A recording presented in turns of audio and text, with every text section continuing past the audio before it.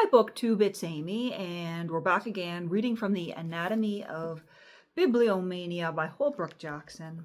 We're on page 417 today with a section titled Neglect and Misusage. Next to persecutors, if I may distinguish them, are those neglectors, irreverent or careless handlers, bullies of books who are not far behind them as destroyers. Swift compared libraries to cemeteries, and as some authorities affirm that a spirit hovers over the monuments of the dead till the bodies are corrupted and turned to dust, so he believed a like restless spirit haunted every book till dust or worms seized upon it. Alas, exclaims Yenin, 'tis no wonder that these miracles of the printers are priceless. For before reaching us, they have escaped so many dangers, confronted so many obstacles. Unhealthy homes, damp cellars, either too hot or too cold, fire and water. When Leland visited Oxford after the suppression of the monasteries, he found few books, only moths and beetles swarming over the empty shelves. It was no better at Cambridge, even in more recent times. Nothing, says Bradshaw, could be more disgraceful than the way in which the manuscripts of Bishop Moore's library, presented to the University of George I, were literally shoveled into their places. And for the 35 years that followed, the presentation of the pillage was so unlimited, and the only wonder is that we have any valuable books left. Every library, especially those that are old and large or small and neglected, breeds its own inimical flora and fauna: mold, bookworms, moths, anthrine, vorolet, bugs, mice, rats, the story of whose devastations would fill many volumes. In addition, Yenin enumerates such enemies as dust, children, kittens, hot, greasy hands, les sales mains de Hermogenes, and finally, les imbéciles et les brigands qui s'y tiennent autour des trônes et chantant la chanson. Let's put out the lights and stroke up the fire. Our footnote pointing us to something called Le Livre. Many authorities support him, extending his catalogue as William Blades, who would add gas, bookbinders, houseflies, bugs, black beetles, and servants. Upon all of which he dilates at large. Rats and mice have doubtless browsed on books, growing fat, if not wise. But sometimes their gnawing have been frustrated, as in that example recorded by Bernard Shaw of the manuscript of his own first novel, Immaturity, which, rejected by publishers, lay neglected until part of it was devoured by mice, though even they had not been able to finish it. But tough or tender, mice have no respect for either genius or masterpiece. Ho, ho, Master Mouse, safe at last in my cage. You're caught, and there's nothing shall save you from dying. For caitiff, you nibbled and tore Shakespeare's page, when close by your nose Tupper's nonsense was lying. And it just says, anon after Guichard's epigrams, Leonard 35. That is the footnote there. Because these enemies of books are so malign in themselves and so hard to be removed, prevention is better than cure. And the best averter of such rebellious carriers of destruction is wise and constant use. When Sir Thomas Bodley was told by his librarian James that some of his books were infested with worms, he replied, I hope those little worms about the covers of your books come by reason of their newness, and that hereafter they will away. For more to this end, see my digression of bookworms. Most of these misfortunes come by neglect, which is in itself a negative ill usage. All those misaffections which I have named are as weeds in the garden of books. Dust, mold, maggots, bugs, moths, beetles, and the like are zymotic diseases of books, and as devastating as the perils of direct attack and abuse. Petrarch gave a collection of books to the city of Venice, but many years afterwards they were found rotting away in a cellar. Some had been mere dust, others were agglutinated by the damp into formless masses, but a few survived and still are preserved in the ducal palace. The library of Monte Cassino survived the desecrations of Lombard and Saracen only to risk destruction from neglect. When Boccaccio visited the monastery, he found noble manuscripts scattered and disordered in a doorless loft reached by a ladder. The books were white with dust, and whole sheets had been ripped out and margins cut away. Boccaccio wept at the sight and demanded of a monk how such precious volumes had been so ill used. He was told that the brethren needed money and would cut out enough leaves from a Bible to make a little psalter, which they would sell, and they raised more revenue by disposing of the blank margins for use as briefs. And our footnote, rather lengthy here, says, "There are some who doubt this charge against the monks of Monte Cassino, the most recent being Cardinal Gasquet, who goes so far as to charge Boccaccio with being something more than an excellent storyteller, for he did not hesitate to repay the hospitality of the monks of Monte Cassino by carrying off some of the treasures of their library.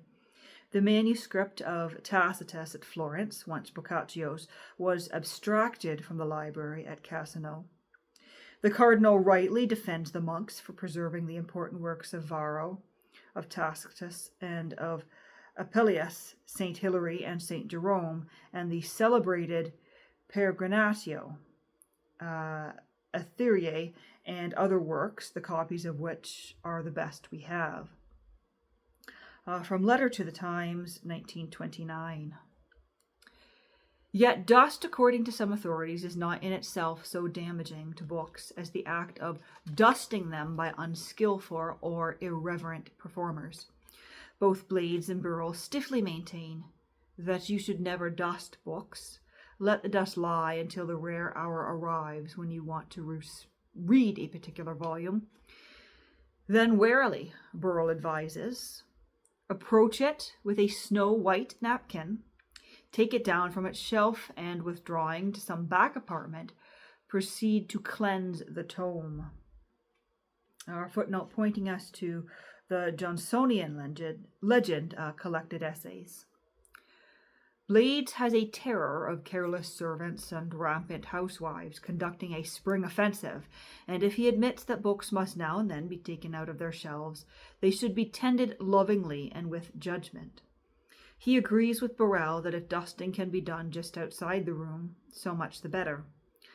I am with these reliable authorities in both their strictures and advices, but neither they nor I are ignorant of the fact that it is not frenzied domesticity which desecrates our temple in pursuit of dust. Bookmen themselves are often perverse offenders, and not least among them our learned Dr. Johnson, as I have shown. But I will again recount the story for a caution, this time of Burrell. When about to dust his books, the doctor drew on huge gloves, such as those once worn by hedgers and ditchers, and then, clutching his folios and octavos, he banged and buffeted them together until he was enveloped in a cloud of dust.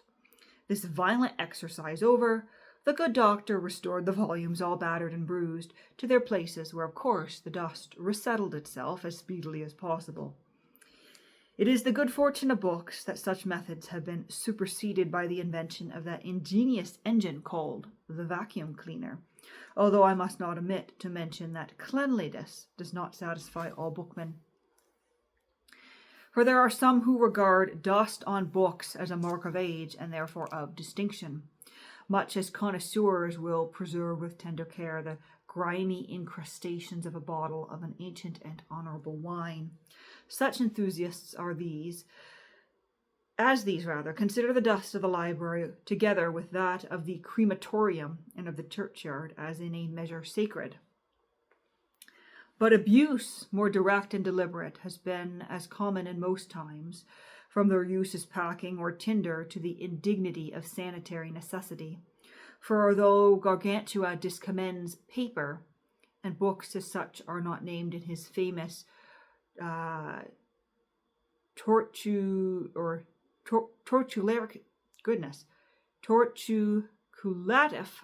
there we go. Their use in this wise is historically established and has become a byword in French corpology. Avici date parce que souvent d'espices ou des mucours de colle. Some French there from Rabelais, and we're not getting the translation of the footnote. Who goes so far as to class the writer of abundance of books with the begetter of abundance of children as a benefactor of the public, because he furnishes it with bum fodder and soldiers.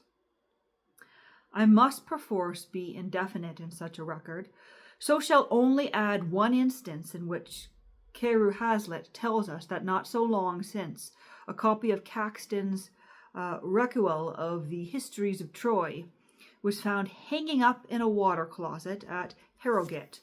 Part of it had already been consumed, but the remainder was rescued and sold to a dealer in Manchester for £30. Many times, rashly and unadvisedly, are good books destined for an indignity which might be deemed infamous and ridiculous for even a newspaper. And if I were disposed to enlarge this theme, here might easily be recalled many unsavory tales from our own early literature, and I would go on with it, but as Grangouser advised Gargantua, it is a dull theme, so to wander on would be no joke. The curious in such business may look for more in Thomas Dekker, his Gole's Horn book, Dryden's Mac Flecknoe, Swift, etc. As martyrs of pies and victims of economy, books have a long and tragical history.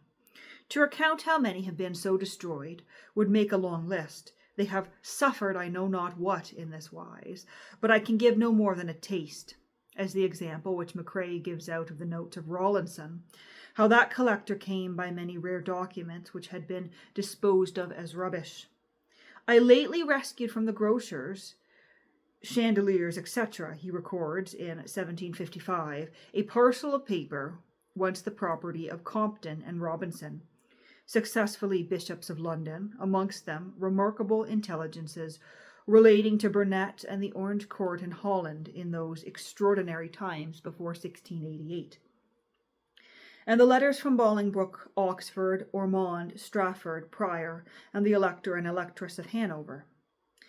At another time, from a shop whether they had been sentenced to serve for supporting pies, currants, sugar, etc., he redeemed as many as came to 12 shillings at 6 pence per pound. These included a collection of ecclesiastical causes and the causes of Bishop Watson and the Duchess of Cleveland.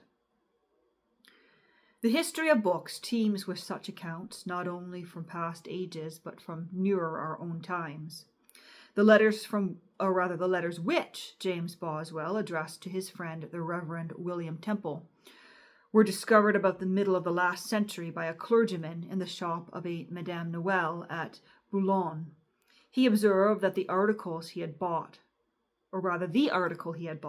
was wrapped in a piece of paper beating English writing. His interest was aroused, and upon examination the paper proved to be a part of a letter written by the biographer of Dr. Johnson. He made farther inquiries, and discovered a goodly parcel of letters by the same hand, which Madame Noel had purchased from a hawker who passed through that seaport twice a year, supplying the tradesfolks with wrapping paper. The clergyman immediately secured the whole parcel, and the letters are now among the treasures of our epistolary literature. Another such rescue from the paw of the shopkeeper had a curious issue, if the tale Disraeli tells of Barbosa, Bishop of Ugento, be true.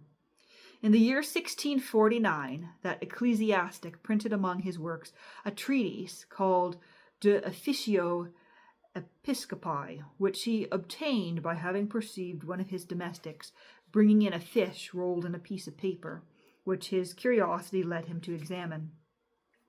His interest was immediately provoked, and he ran out and searched the fish market until he found and secured the manuscript from which the sheet had been torn. Now and again, in other circumstances of time and place, whole libraries have been left to the risk of adventitious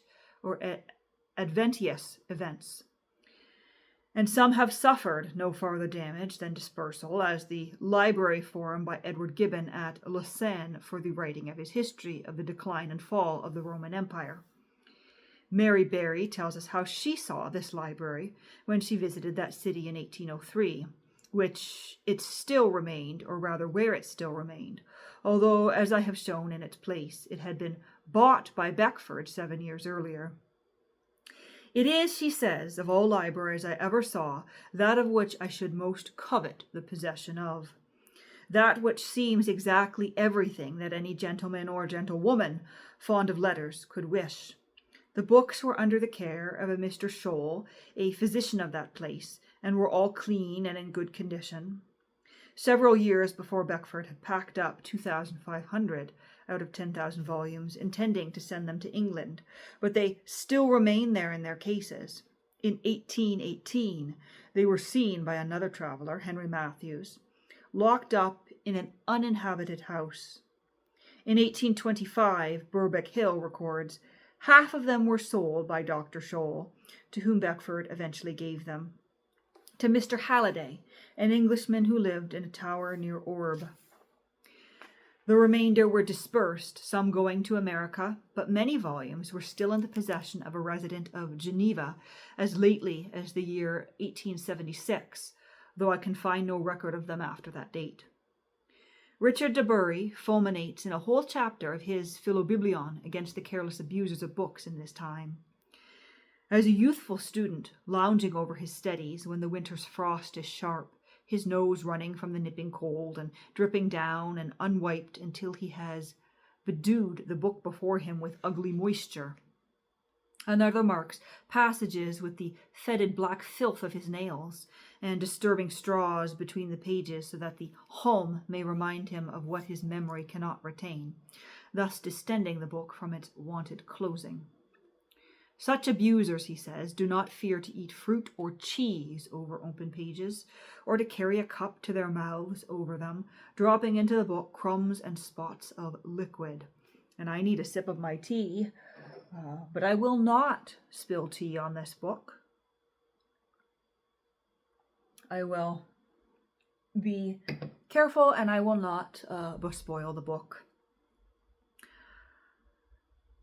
They wet the pages with sputtering showers from their lips as they dispute with their companions, and when they pause in their studies to take a nap, they fold their arms and sleep upon the book, crumpling the leaves, and then seek to mend them to their farther damage by folding them back. When the rain is over and gone, and the flowers appear on the earth, they will sally forth and stuff their volumes with violets and primroses, with roses and quatrefoil. They will use wet and perspiring hands to turn over pages, thumb white vellum with gloves covered with dirt, with fingers clad in long-used leather, will hunt line by line through the pages, throwing them aside unclosed, so that they get full of dust, make notes and other inky exercises in their margins. In those times also, there was a class of thieves who shamefully mutilated books by cutting away the margins and end papers to use the materials for letters, a kind of sacrilege, he well says, which should be prohibited by the threat of anathema. As a preventative of some of these evils, he puts out that no student should go to his book after meals without washing his hands. No grease-stained finger should unfasten the clasps or turn the leaves of a book. No crying child should be let admire the capital letters, lest he soil the parchment. For a child instantly touches what he sees. And finally, let the clerk, he advises, take care also that the smutty scullion reeking from his stewpots does not touch the lily leaves of books all unwashed. Many bookmen might I reckon up, who have used books scurvily, tearing their leaves open with fingers or blunt instruments instead of using a paper knife or ivory or bone. James Thomson, the poet of the seasons, did not scruple to attempt this delicate operation with his candle snuffers. To introduce Wordsworth into one's library, Southey tells De Quincey, is like letting a boar into a tulip garden. He had no mercy on his own or other people's books, and once at tea time De Quincey observed him take up a butter knife to open the pages of a volume of Burke.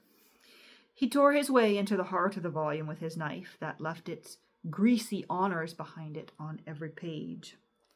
Our footnote pointing us to De Quincey's literary reminiscences in collected writings, section 2, or chapter 2 perhaps, pages 311 to 314.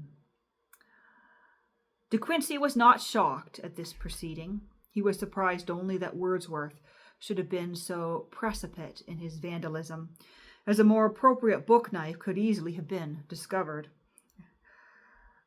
He was even inclined to extenuate the act because the book was a common one.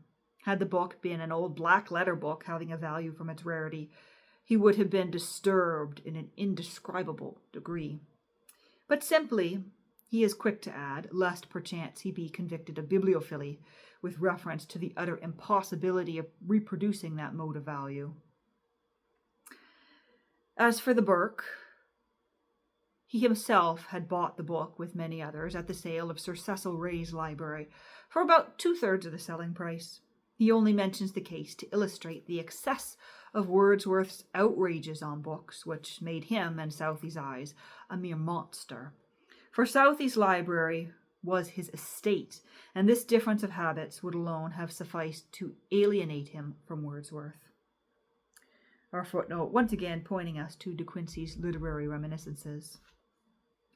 Others, as Richard de Bury observes, use books as receptacles for papers and other objects, thus straining their covers beyond bearing point.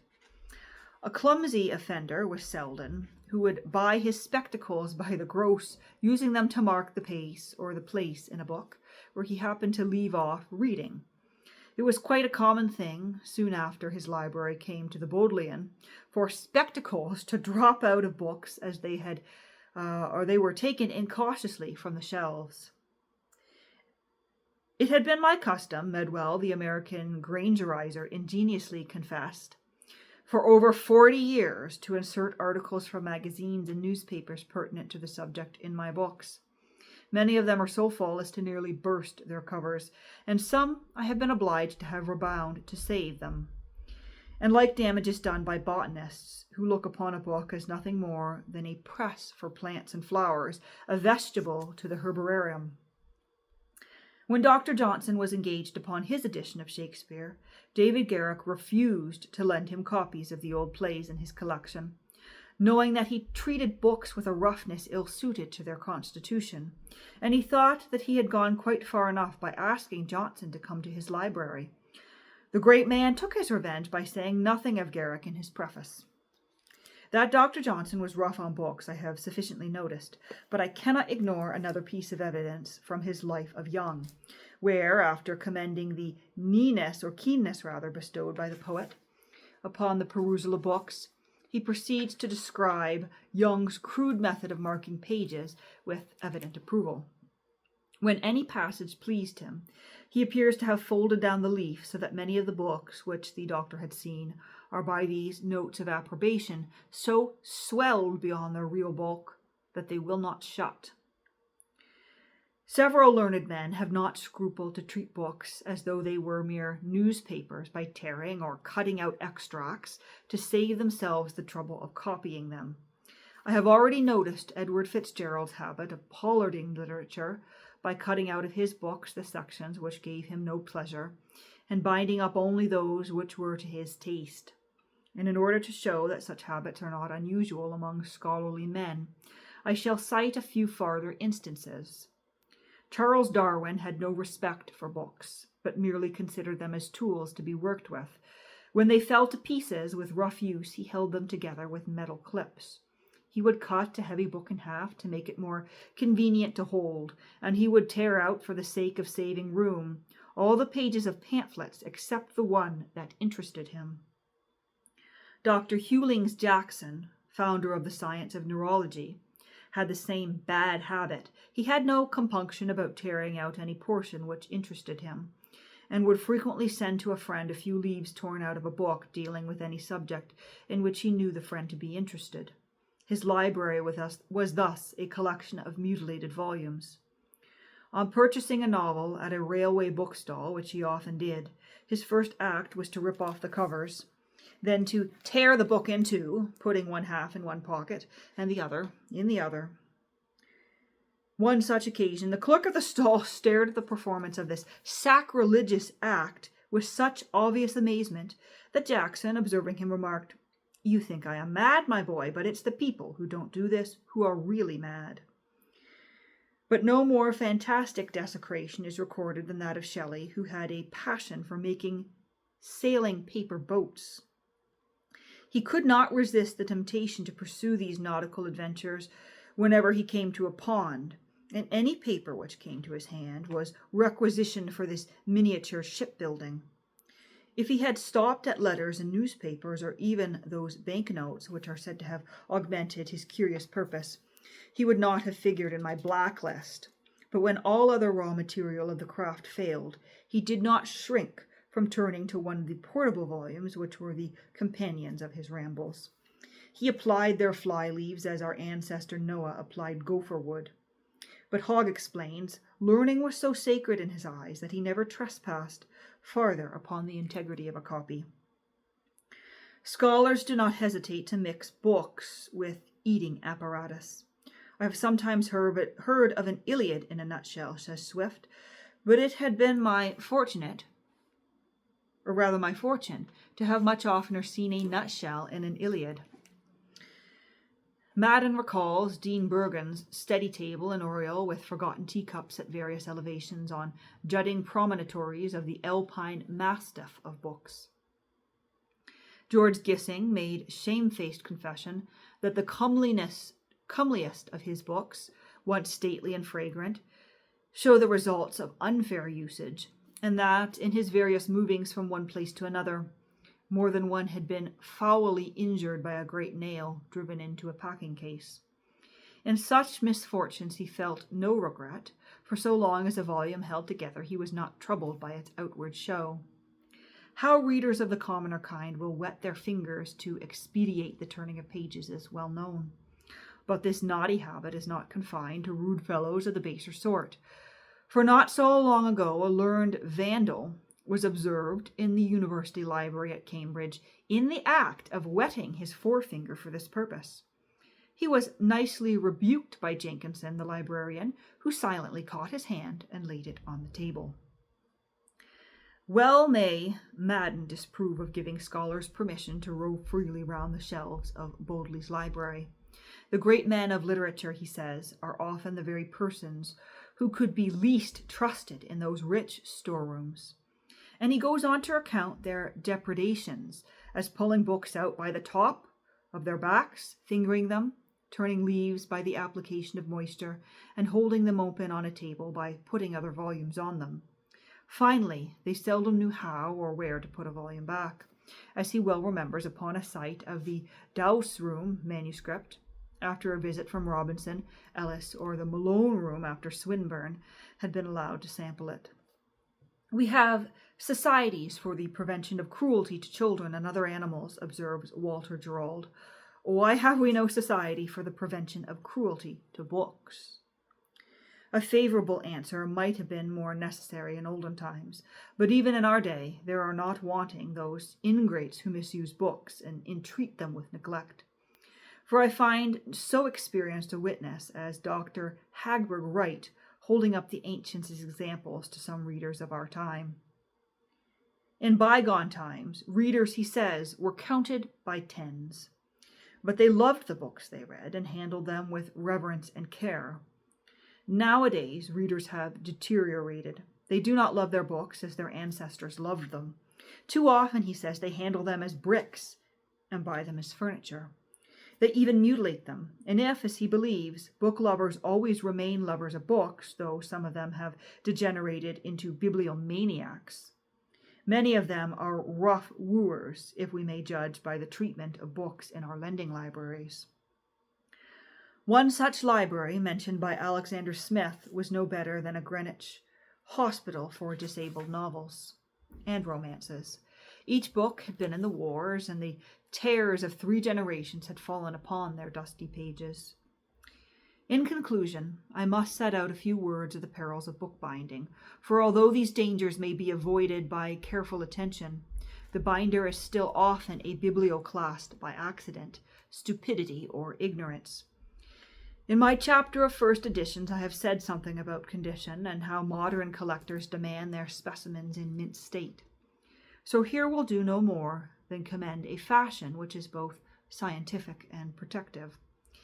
Had it always prevailed, mutilated copies of rare books would not have been so common.